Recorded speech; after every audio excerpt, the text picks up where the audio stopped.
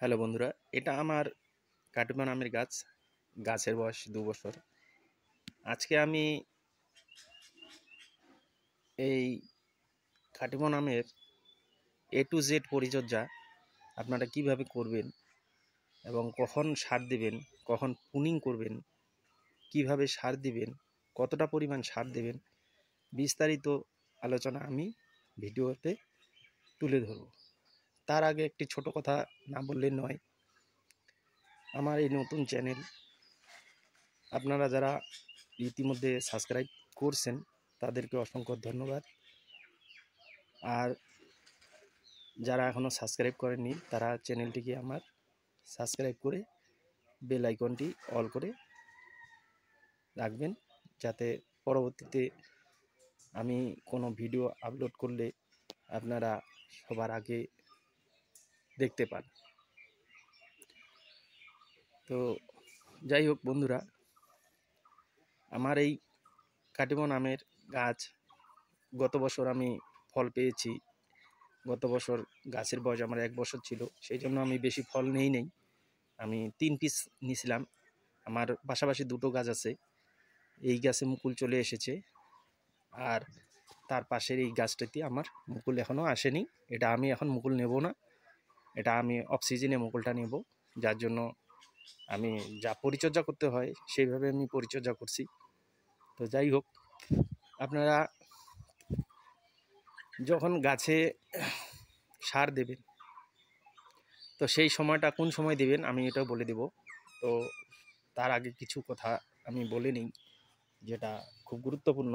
আপনারা ভিডিওটি শুরু থেকে শেষ অবধি দেখবেন, তাহলে আশা করি আপনাদের যাদের কাটিমন আম গাছ আছে বা মনস্থ করছেন যে কাটিমন আম গাছ আমি লাগাবো, তাহলে আপনারা এই পরিচর্যাটা করবেন।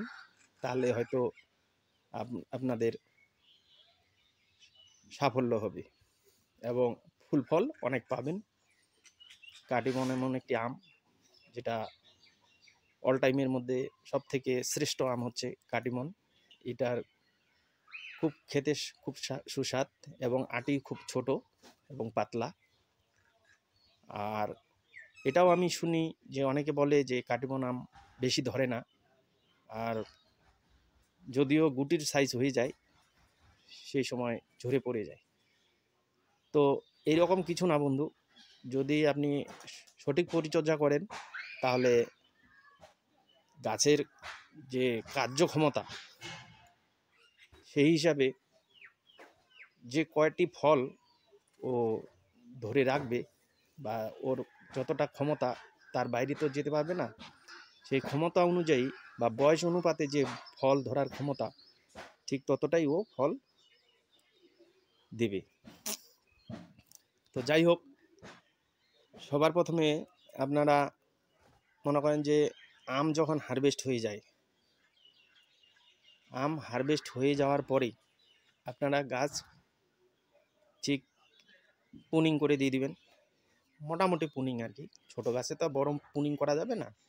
তো আমার যে 2 বছরের গাছ, আমি সেই গাছের উপর ভিত্তি করেই বলছি যে এই গাছে মোটামুটি আমি যতটা পুনিং করার দরকার ছিল আমি পুনিং করে নিয়েছিলাম। পুনিং করার সাথে সাথে আমি সেপ্টেম্বর অক্টোবর মাসে আমি সার প্রয়োগ করছিলাম। তো আমি সারের পরিমাণটা এখন বলবো, আপনারা পারলে আমার এই ভিডিও অনুপাতে আপনারা পরিচর্যাটা করবেন, তারপরে দেখবেন রেজাল্ট যে কতটা আপনার সাফল্য হচ্ছে আর কতটা আপনি বেনিফিট পাচ্ছেন।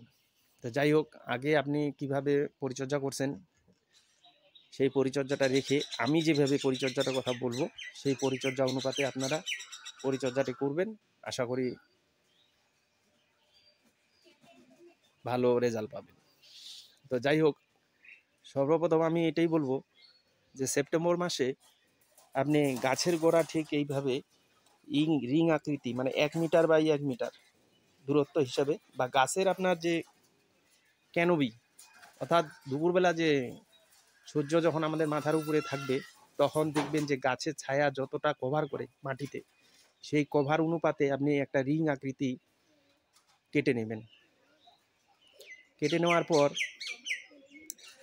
এই মোটামুটি ধরেন কি 10 ইঞ্চি ডিপ দিবেন, মানে 10 ইঞ্চি মাটিটা ডিপ দিবেন, 10 বাই 10, মানে চওড়া 10 আবার ডিপটা হবে 10। এইভাবে সাইড দিয়ে আপনি কেটে নেবেন রিং আকৃতি করে।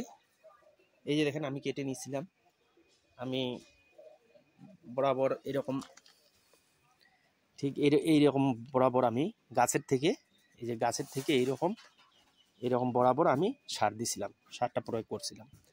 তো সার আপনারা কি প্রয়োগ করবেন সেটা আমি এখন বলবো, আপনারা ধৈর্য সহকারে পুরো ভিডিওটা দেখবেন, তাহলে বন্ধুরা আশা করি আপনাদের প্রত্যেকের কাজে লাগবে। কাটিমন আম অনেকেই বলে যে ফল বেশি ধরে না, ফল থাকে না, ফল পড়ে যায়, আম বেশি ধরে না, কিন্তু না বন্ধু, সঠিক পরিচর্যা চাই। সঠিক পরিচর্যা করতে গেলে রেজাল্ট আপনি ভালো পাবেন। তো যাই হোক বন্ধুরা, বেশি কথা না বাড়িয়ে আমি এখন সারের যে পরিমাণটা সেটা বলবো। আপনারা আমার এই ভিডিওর পরিপ্রেক্ষিতে বা যে পরিমাণ আমি সারের কথা বলবো, এই সারের পরিমাণ মতো আপনারা আপনাদের গাছে প্রয়োগ করে দেখবেন, আশা করি রেজাল্ট খুব ভালো পাবেন। যাই হোক, এটা আমার নিজের প্র্যাকটিক্যাল, মানে আমি নিজে করে দেখেছিলাম, তাই আমি আপনাদের সামনে শেয়ার করছি। তো যাই হোক, আমি এখন সারের কথা বলবো। সার আপনারা সেপ্টেম্বর অক্টোবর মাসে গোবর সার বা ভার্মি কম্পোস্ট 1 বছর বা 2 বছর, মানে 1 থেকে 2 বছর গাছের মধ্যে আমি এটা বলছি, মানে 1 থেকে 2 বছর গাছের যে পরিমাণ সারের, সেই সারের পরিমাণটা আমি বলছি। এবার মনে করেন যে আপনার যদি 3 বছরের হয়, তাহলে সেটাকে আপনি ওখানে যোগ করে দেবেন 1 বছরেরটা, মানে 2 বছরের সারের যে পরিমাণ হবে, তো ওর অর্ধেক আপনি আবার ওখানে যোগ করে দিবেন, তাহলে ওটা 3 বছর হইলো। আর যদি 4 বছর হয়, তাহলে 4 বছরেরটা এইখানে যে আমি সারের পরিমাণটা বলবো সেটা ডবল করে নেবেন। তো যাই হোক বন্ধুরা, যার 5 বছরের গাছ আপনি ওই হিসাবে ক্যালকুলেট করে সারটা বের করে ওই হিসাবে গাছের গোড়ায় দেবেন। শুধু ইউরিয়া আর এমওপি মানে পটাশ, এই দুটো সার হাফ করতে হবে। আমি যেটা পরিমাণ বলবো ওর হাফ প্রথম ধাপে দেবেন, আর দ্বিতীয় ধাপটা আপনি মে মাসের দিকে দেবেন। তো সেটা বলে দিচ্ছি যে সারের পরিমাণটা, গোবর, যাদের গোবর আছে বা ভার্মি কম্পোস্ট, দুটার মধ্যে আপনি যে কোনো একটা 5 কিলো থেকে 6 কিলো গোবর, ইউরিয়া নেবেন 150 থেকে 200 গ্রাম, টিএসপি বা ডিএপি আপনি নেবেন 350 গ্রাম, পটাশ বা এমওপি 150 গ্রাম, জিপসাম নেবেন 150 গ্রাম, জিঙ্ক সালফেট নেবেন 10 গ্রাম, বোরন নেবেন 30 গ্রাম। এটা 1 থেকে 2 বছরের গাছের সারের পরিমাণ আমি বললাম। এ কোটি সার আপনি একত্রে করে গাছের চারদিকে যেভাবে বললাম যে রিং আকৃতি কেটে নিয়ে আপনি সারটা প্রদান করবেন। প্রদান করার পর আপনি গাছের গোড়ায় জল দেবেন। এবার এই সারের যে পরিমাণটা আমি বললাম, সেখান থেকে আপনাকে শুধু এমওপি আর ইউরিয়া এই দুটা সার হাফ করতে হবে। হাফ বলতে যেমন আমি বলছিলাম যে ইউরিয়া 150 গ্রাম থেকে 200 গ্রাম, তো ধরে নেন 200 গ্রামই আপনি দিছেন, তো 200 গ্রামের মধ্যে আপনাকে ওই সময় 100 গ্রাম দিতে হবে, 100 গ্রাম বের করে রাখতে হবে। আর এমওপি যে বলছিলাম, এমওপি আমি 150 গ্রামের কথা বলছিলাম, তো ওখানে আপনি 75 গ্রাম দেবেন প্রথম ডোজে। আর দ্বিতীয় যে ডোজটা, মানে এখানকার আপনার 75 গ্রাম থাকলো হচ্ছে এমওপি, আর ওখানে ইউরিয়া থাকলো আপনার 100 গ্রাম। এই দুটা সার আপনাকে মে মাসে প্রয়োগ করতে হবে, ঠিক আগের নিয়মে গাছের গোড়ায় 1 মিটার দূরত্ব বা গাছের যে ক্যানোপি আছে সেই অনুপাত। আর মাসে একবার করে আপনাকে গাছে স্প্রে করতে হবে কীটনাশক আর ফাঙ্গিসাইড। আর 40 দিনের মাথায়, মানে 40 দিন পর পর আপনাকে প্রয়োগ করতে হবে বোরন আর জিঙ্ক, যেটা আমরা স্প্রে করি গাছের মধ্যে।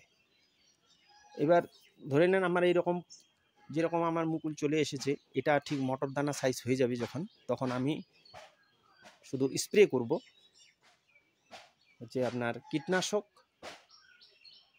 আর ছত্রাকনাশক। কীটনাশক আপনারা স্প্রে করবেন হচ্ছে ইমিডাক্লোরোপিড গ্রুপের যে কোনো কীটনাশক 1 লিটার জলে 1/2 ml। আর ছত্রাকনাশক আপনি কার্বন ডাই যে আমাদের ছত্রাকনাশক পাউডার পাওয়া যায়, সেটা সাব হতে পারে, আপনার বেভিস্টিন হতে পারে, ইন্দোফিল M45 হতে পারে। এটা 1 লিটার জলে 2 গ্রাম হারে স্প্রে করবেন। এই ওষুধটি স্প্রে করার পর আপনার তো মুকুল মটর দানা সাইজ হয়ে গেছে, তো তখন আপনি কী করবেন, ঠিক 4 দিন বাদ আপনি 4 দিন বাদ আপনি বোরন আর হচ্ছে জিঙ্ক, এই দুটো জিনিস স্প্রে করে দিবেন। বোরন হচ্ছে আপনার 1 লিটার জলে 2 গ্রাম, আর জিঙ্ক হচ্ছে 1 গ্রাম। এই দুটো ওষুধ একত্রে করে স্প্রে করবেন। আর যেটা ফাঙ্গিসাইড আর আপনার কীটনাশক যেটা আছে, সেটা আপনি 20-25 দিন বা 1 মাস অন্তর অন্তর আপনাকে স্প্রে করে যেতে হবে, যেটা আমাদের পোকামাকড়ের যেমন হোপার পোকা আক্রমণ করে সেটা দমন করার জন্য। তো বন্ধুরা, যাই হোক, ভিডিও লম্বা করে বা লেন্থ বেশি করে লাভ নেই, আপনারা বুঝে গেছেন কিভাবে আমি পরিচর্যাটা করতে বলছিলাম, সেইভাবে আপনারা পরিচর্যা করবেন, তাহলে আশা করি নিশ্চিত তার রেজাল্ট আপনারা নিজে পাবেন। আর বন্ধু, আপনার কোনো কোয়েশ্চেন থাকলে আমাকে কমেন্টে জানাতে পারেন, আমি যথাসাধ্য আমি আপনাদের কমেন্টের উত্তর দেওয়ার চেষ্টা করব। ধন্যবাদ।